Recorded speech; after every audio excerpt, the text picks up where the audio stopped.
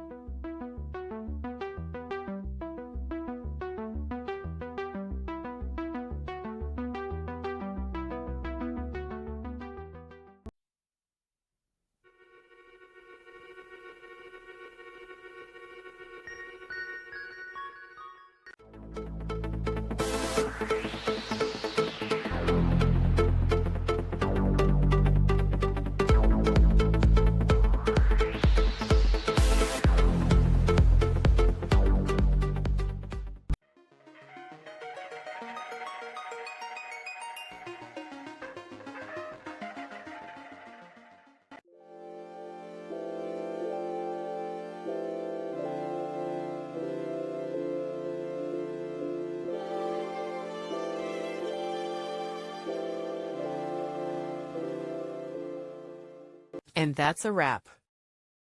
I hope you found the answer you were looking for. If you did, take a second to hit that subscribe button. It really helps out. And let me know in the comments which solution worked best for you. See you next time in the debug zone.